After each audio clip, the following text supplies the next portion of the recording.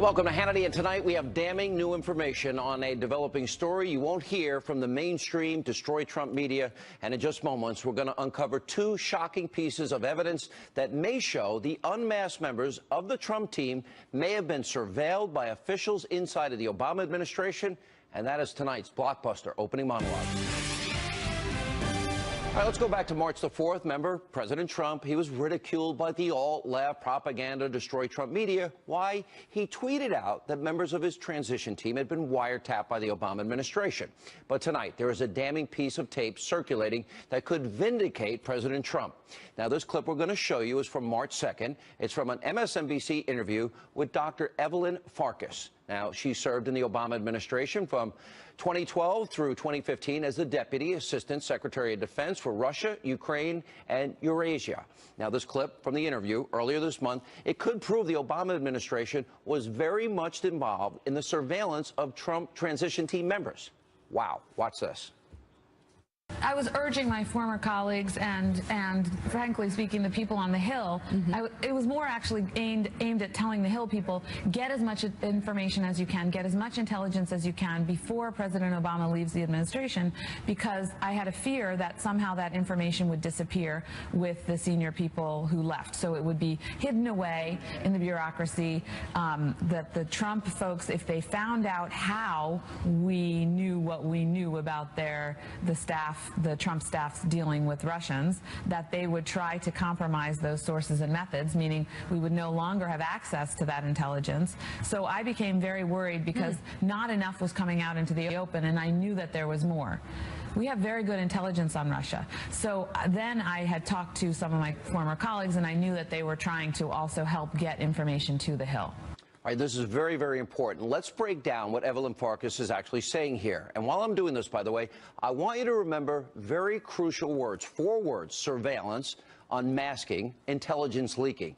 Now, first, pay close attention. She's admitting here surveillance of Trump and his associates and transition team took place. Listen to this.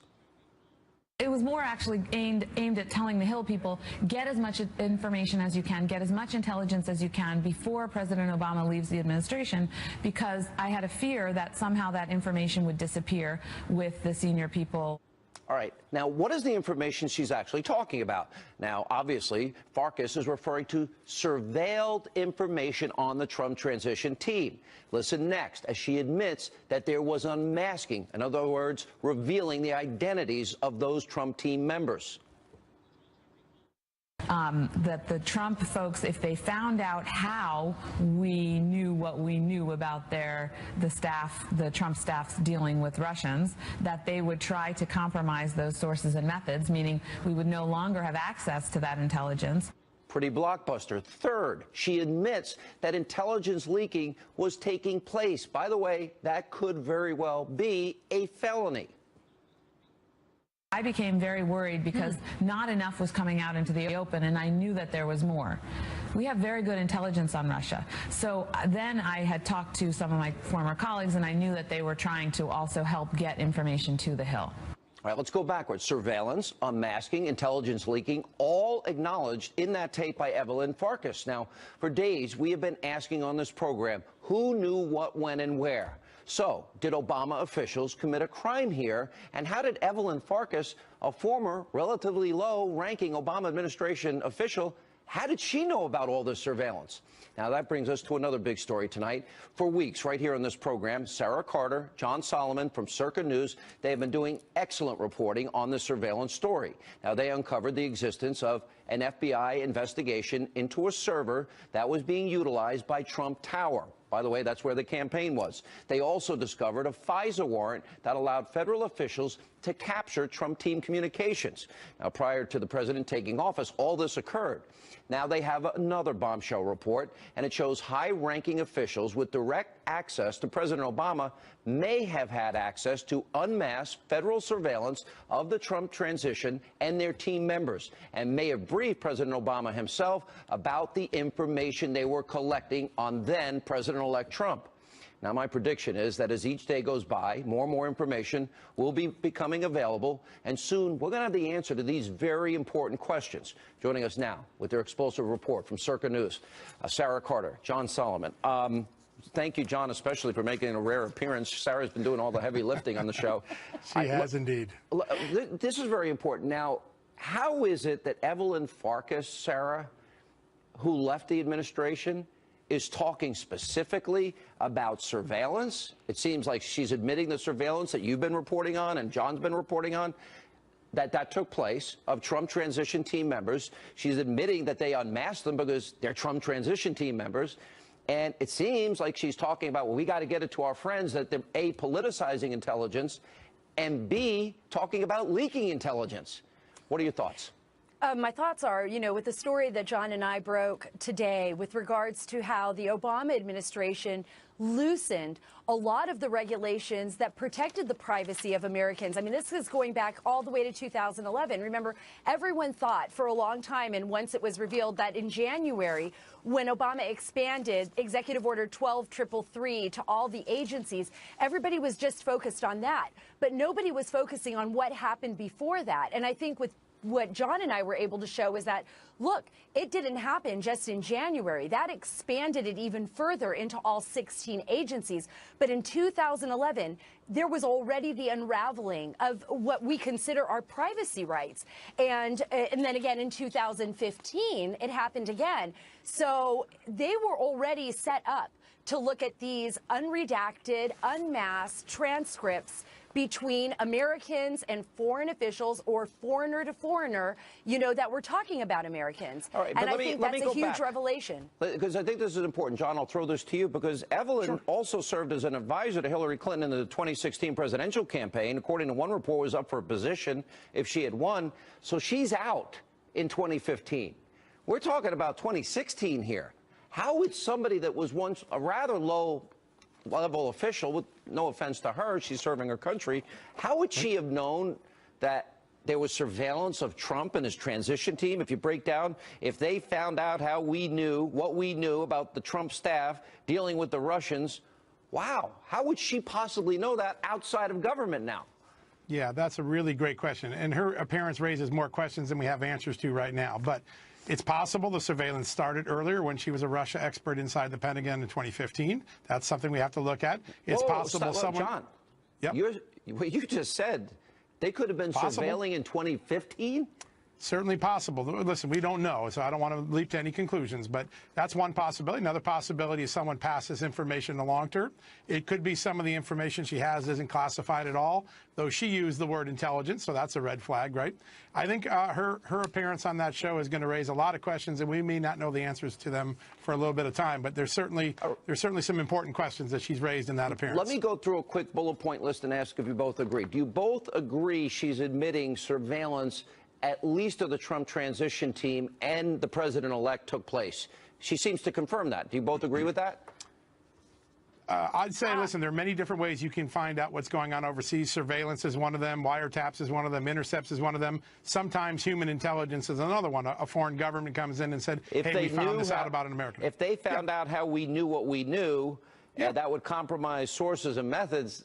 Right. That's sources and methods could be humans, too. It doesn't necessarily mean surveillance or wiretaps. It could be one of many different ways. And it's also and it may be all ways. It may be all of those ways. Right. They may have utilized all of those ways. Okay, so it seems to acknowledge surveillance took place. Had to. How else would she know this information? Some sort of surveillance. That's the only way that they'd get that. All right. She's also revealing when she talks about if they found out how we knew, what we knew about the Trump staff dealing with the Russians, doesn't that mean some unmasking took place of some kind? Sarah?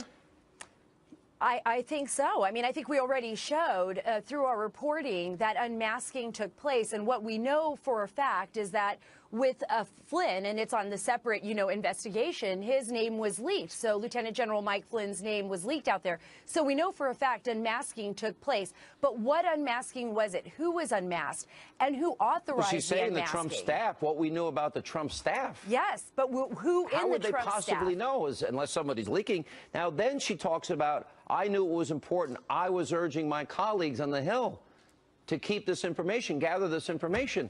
Who are these colleagues? Do they have security clearances? Should they have access to this information? That would be, if you leak any intelligence, even if it's to a member of Congress, wouldn't that still serve as a felony under the Espionage Act, John? If it was transmitted through channels that were not authorized, absolutely there could be criminal conduct. If it wasn't classified, it may not be. There's just so many questions we don't know, but I will say that her appearance raised more questions, and I talked to some people on Capitol Hill late today that were telling us they have the same questions. They're going to start asking their colleagues, the Democrats on the Hill, were you taking information from this woman and her friends? Is this possible? Now, we all can go back to Watergate. And by the way, number one, it proves Trump was right. There was surveillance. We now have confirmed through you guys, James Rosenier, Fox News, and I think this also backs us up. Trump was surveilled. He was right in his tweet that he sent out that day.